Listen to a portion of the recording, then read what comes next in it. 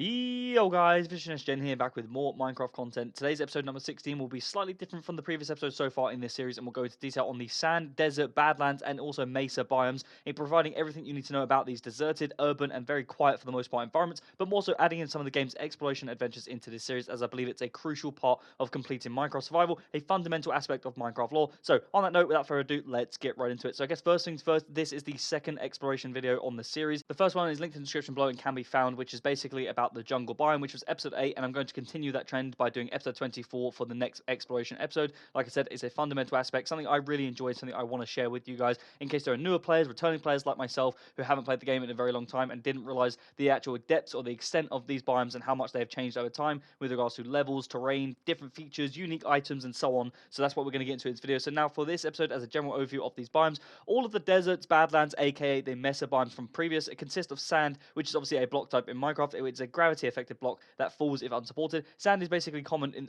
throughout all deserts, beaches, and riverbeds, and so on, and it's used for crafting glass, sandstone, and even TNT. Redstone is found primarily in the Badlands biomes, has a distinct reddish tint to it, but also can be used as a decorative feature as well in your base, especially if you're like our base and you're built nowhere near sand, and red sandstone will really stand out as a decorative feature in your base. Just bear that in mind. Now, sand is a susceptible block to being broken by explosions, also harvested really efficiently with the likes of a shovel. It can also hide suspicious sand in deserts, pyramids, or wells, which basically yields archaeological items when brushed as a part of the Ancient Trials update, which is a really cool feature for anyone that likes digging and likes actual mining aspect of the game. So just bear that in mind. There's going to be future videos coming out as well with regards to like the actual archaeological aspect of the game, ancient ruins, trials, all of that sort of stuff. So look out for that. Now, desert biomes are a hot and arid biome with basically vast stretches of sand, minimal vegetation, and no natural water sources except for the occasional desert wells. They're dominated by sand blocks with occasional cacti, dead bushes, and also sandstone layers underground as well. So if you guys want to farm that, just dig down a couple blocks and you will find tons of it. They're basically generally flat for the most part, with gently rolling hills sometimes, and often desert temples, aka pyramids and villages. Now, the villages are desert themed with sandstone buildings and unique villager skins in a desert or badlands. So just bear that in mind, because if you guys are exploring, different villages will actually change based on latest updates, whereas in the past they used to all be the same exact village, but now it's actually unique to the theme or biome that you're in, which is really cool. Same as like mine shafts as well, you can actually find them as well, which we'll get into shortly. Now, as for the mobs, zombies basically spawn in this biome, including husks, which are basically a desert exclusive variant that doesn't burn in the sunlight and inflicts hunger. You can also sometimes find skeletons, creepers, spiders, and of course wandering traders, which are rarer mobs in these biomes. Now, as for resources, you can find cacti, which is used for green dye or smelting. You can find, of course, sand, which is used for glass and sandstone. You can also find sticks from those dead bushes in case you guys are early game and you spawn in one of these biomes. Now, as for some unique features here as well, you also have no rain that occurs in deserts, so just make sure you're aware of that. Deserts are also ideal for finding archaeological items, as I said, via suspicious sand, and it's really empty for the most part with sort of sparse vegetation, making it easy to spot structures, but also just not much around, so it does almost feel like arid and empty for the most part. As for the Badlands biome, this is a rare, colourful biome with unique terrain, peaks, and featuring red sand, terracotta, and sparse vegetation as well. It's also called the Mesa biome,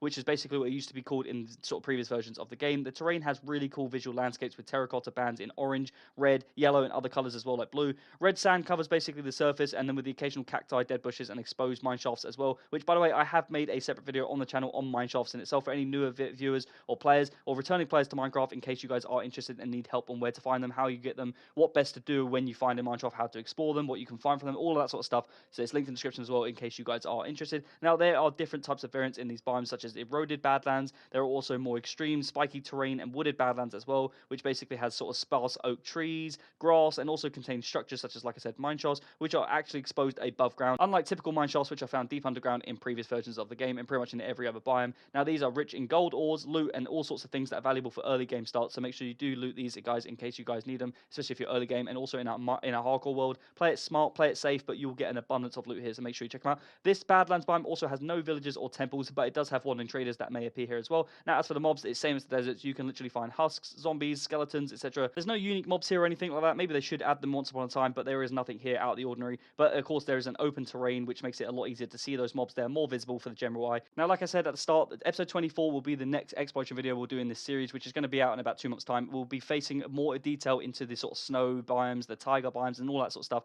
So like I said, make sure you check them out, because I've got some cool builds that I've made in the past on creative in these biomes, and just different features around the world in itself. It's such a cool biome, very unique. Obviously, it's a more of a harsh environment, but at nighttime, when you have a nice castle themed building or something like that in the snow, it just really stands out and makes for a really aesthetic feature in your world. So make sure you guys check them out as well when it comes out in a couple of months' time. Now, as well as this, in the sand biomes, back to this, in the sand biomes itself, you can also find desert temples, which are naturally generated structures structures which are found exclusively in the desert biome. There are iconic sandstone structures that offer valuable loot, but if you're new to the game or returning player like myself who hasn't played it for a long time, remember that they do have a dangerous trap inside, which I'll go over shortly. Desert temples are pyramid-shaped structures which are made primarily of sandstone with terracotta as well, both orange and blue. They generate in desert biomes and are a key structure for loot and archaeological items, especially beneficial for early game.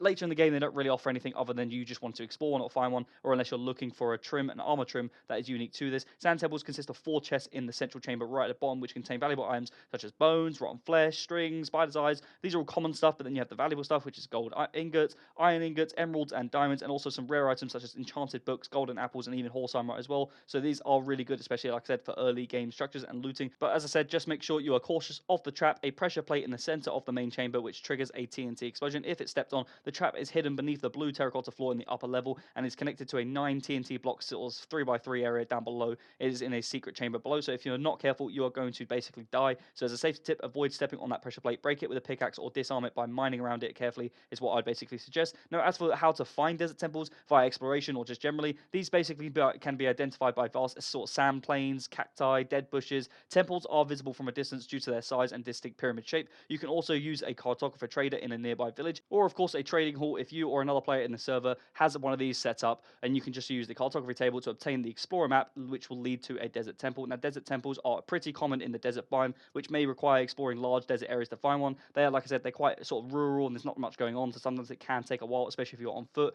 and you don't have an elytra because you're doing it early game. They are great for early game loot like diamonds and emeralds and stuff like that, and of course the archaeological aspect as well. Now, as I said earlier in the video, decorative features for builds, these resources, blocks, etc. you can find in these biomes are great for decorating around your base, especially if you're in a world like myself where you're nowhere near deserts. It will really stand out and make for unique features in your base. If you're building like a zoo or any sort of large scale projects, it can be really useful. And like I said, if you're early in your world, just for some general advice, make sure you bring beds to skip the nights because they can be quite difficult with lack of cover. Make sure you bring food, armor, weapons for like the husks in the deserts or cave spiders in the Badlands, mine shafts and stuff like that. And of course a shovel, which is essential for digging sand and suspicious sand as well. In summary, I'd say generally exploration of a sand desert or Badlands biome can be generally really interesting, especially exploring for the first time or haven't played it in a long time and you're returning to the game like myself who hasn't played it in over 10 years. And to remind you guys, for this series goal, we are here to complete Minecraft Survival and do everything there is to do, which means finding every single biome and exploring it and achieving everything we want to do in this series. And this is a big part of it for me in Minecraft lore, making sure that you actually explore, make the most of the world, and really experience the actual true